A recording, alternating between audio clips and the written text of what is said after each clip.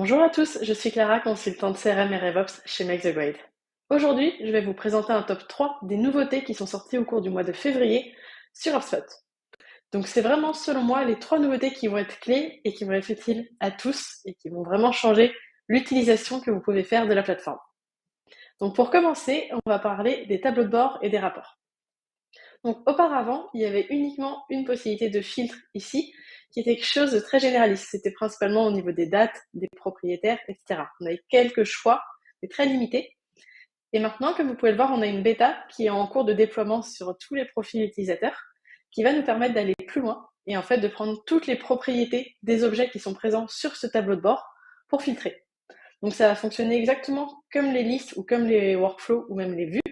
Vous allez pouvoir sélectionner différents types de propriétés et filtrer votre tableau de bord par rapport à ça. Donc si je sélectionne juste ici les filtres, je vais pouvoir sélectionner ma source. Donc là, ça me propose les contacts, les deals et tout ce qui est engagement, parce que c'est les 3 objets que je vais utiliser sur mon dashboard, donc sur mon tableau de bord que je suis en train de présenter.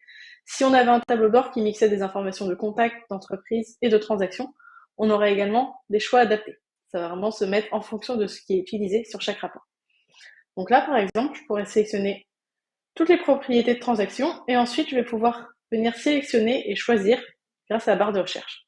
Donc par exemple, si je veux filtrer par rapport aux catégories, donc qui est une propriété sur mes transactions, et que je veux voir tout ce qui est lié à la beauté et hygiène, je peux appliquer le filtre et là ça va changer tous mes rapports, donc tous les rapports en tout cas qui ont des objets de transactions présents dedans, pour me montrer uniquement ceux dont les transactions qui sont présentes dedans ont le tag beauté et hygiène.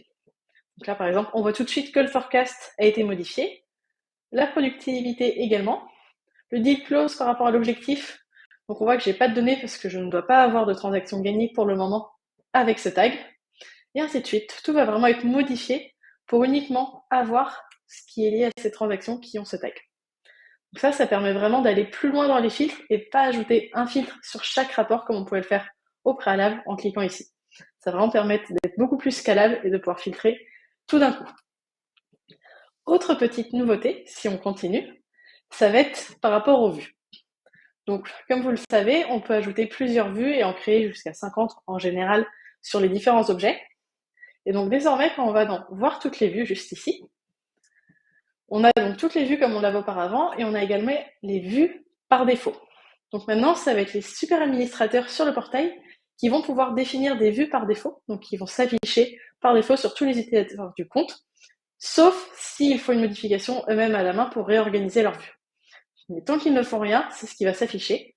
Donc, par exemple, je pourrais choisir d'ajouter ces 2 nouvelles, MQL et opportunités, et changer également l'ordre, par exemple comme ceci. Je peux également supprimer celle-là, et comme ça va venir se modifier.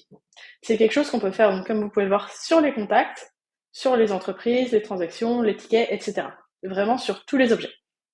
Comme ça permet vraiment d'avoir les onglets clés, les vues clés, par défaut pour tous les utilisateurs et pas devoir à la main leur indiquer ce qu'ils doivent afficher ou non.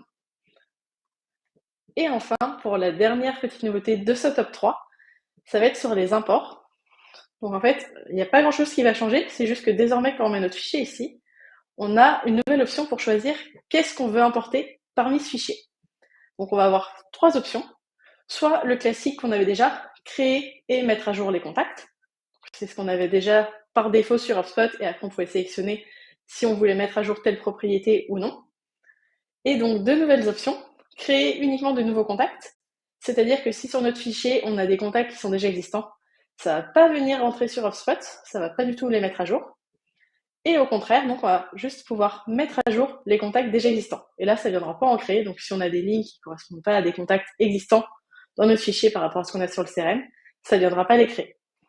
Donc ça nous permet vraiment de choisir si on veut modifier et créer, juste updater ou juste créer. Comme ça, on va vraiment pouvoir gérer notre import de données pour être sûr de ne pas écraser des éléments ou pas en ajouter alors que ce n'est pas le but. Et donc voilà pour ce top 3 des nouveautés du mois de février. Merci et bonne journée.